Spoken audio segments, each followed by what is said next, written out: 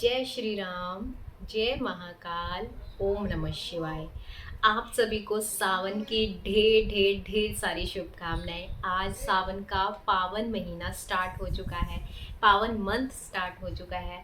ठीक है, तो इसमें मैं आपको एक छोटी सी कहानी से बताऊंगी कि अगर आप हनुमान जी के, शिव जी के भक्त हैं तो ये आपके लिए वीडियो ज़रूर ज़रूर ज़रूर बहुत हेल्प करेगी।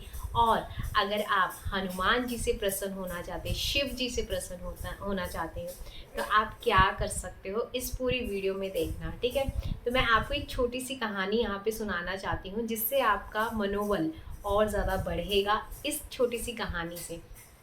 तो एक व्यक्ति थे जो कि 50 या 55 साल की उम्र के थे।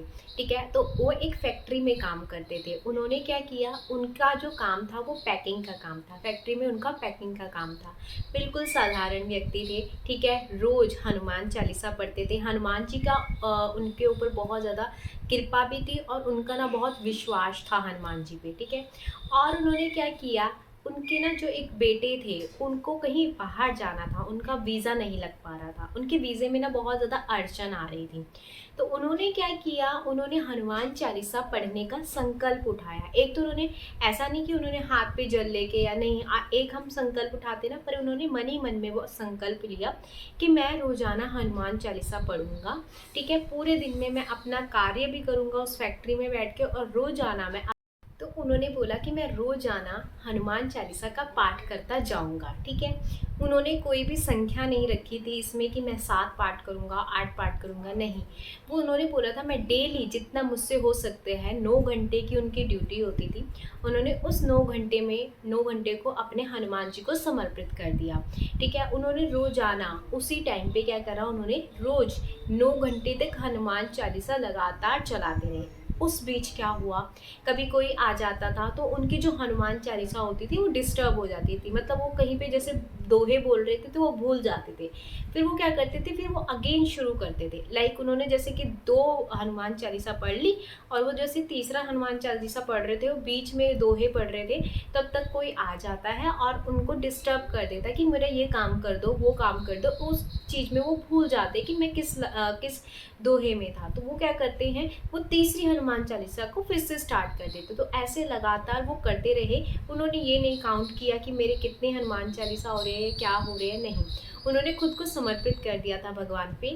तीसरे दिन क्या होता है, तीसरे या चौथे दिन ऐसा होता है उनके साथ कि उनका जो बेटा था, उन्होंने खुद कॉल करके कहा कि पापा, मेरा ये जो कार्य है, मेरा जो ये काम है वो पूर्ण हो गया, वो पूरा हो गया है। ठीक है, वो उनका जो वीज़ा का कुछ अड़चने आ रही थी वो पूरा हो गया है और वो बाहर जा रहे हैं। उनकी सारी टिकट वगैरह कंफर्म हो चुकी है। सिर्फ और सिर्फ 3 से 4 दिन लगातार उन्होंने हनुमान चालीसा पढ़ी, वो भी सावन के महीने में। यहाँ पे मैं बताना भूल गई कि सावन के महीने में उन्होंने ये चीज़ करा था। ठीक है, और उन्होंने 3 से 4 दिन तक संकल्प उठाया था कि मैं, मतलब अपनी ड्यूटी पे रहते रहते मैं हनुमान चालीसा पढ़ूंगा। मेरे को नहीं पता मैं कितनी देर तक पढ़ूंगा।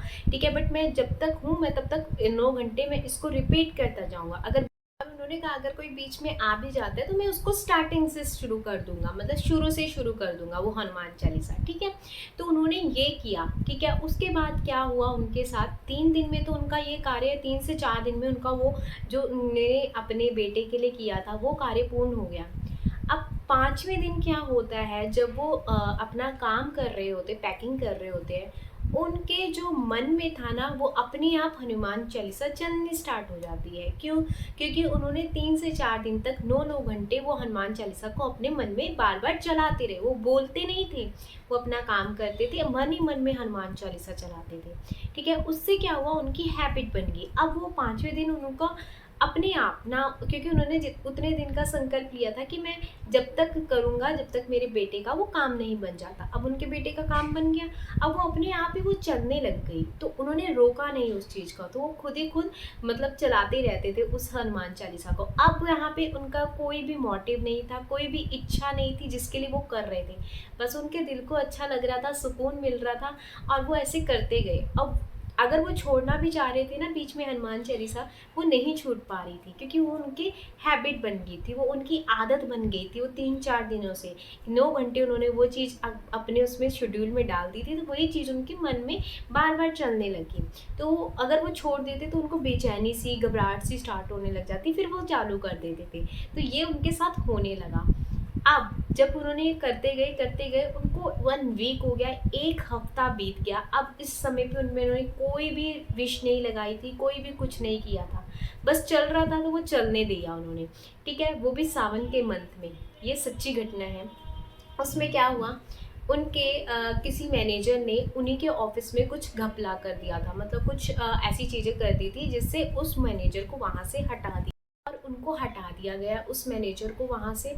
फिर बॉस की नज़र, उनके जो बॉस थे उनकी नज़र इन पे पड़ी कि ये कितने ईमानदार हैं, अपने काम को अपने काम के प्रति कितने ईमानदार हैं, क्योंकि जो उनको पहले से जो उनका था काम करने का तरीका, वो बहुत ईमानदारी का था। तो उन्होंने सोचा क्यों ना इनको मैनेजर बनाया जाए।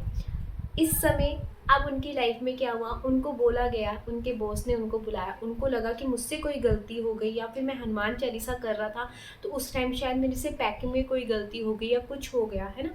तो वो डर डर के उनके पास पहुँचे, उन्होंने बोला कि मुझसे कोई गलती हुई है। उन्होंने बोला बिल्कुल भी नहीं, हम आपको यहाँ पे मैनेजर की पोस्ट दे रहे हैं। उनकी खुशी का ठिकाना ही नहीं रहा। उन्होंने बोला ये कैसे, तो उन्होंने सारी बात बताई कि मैनेजर ने ऐसा ऐसा किया, पर हमें आपके ऊपर पूरा विश्वास है कि आप हमारे साथ ऐसा नहीं करोगे, क्योंकि आप हमारे साथ काफ़ी समय से यहाँ पे काम कर रहे हो। तो उन्होंने बोला ठीक है। तो उन्होंने उस चीज़ को अपना लिया, और सच में कह रही हूँ, फिर उन्होंने जब ये चीज़ें बताई, उनका दिल खुश हो गया। तो उन्होंने बताया कि मैंने इस हनुमान चालीसा को अपने बच्चे के लिए तो किया था, बट मैंने अपने लिए नहीं किया था, मैं खुश था। और फिर वो मैनेजर की पोस्ट में पहुंच गए हैं, अब वो मैनेजर की जॉब वहाँ पे करते हैं।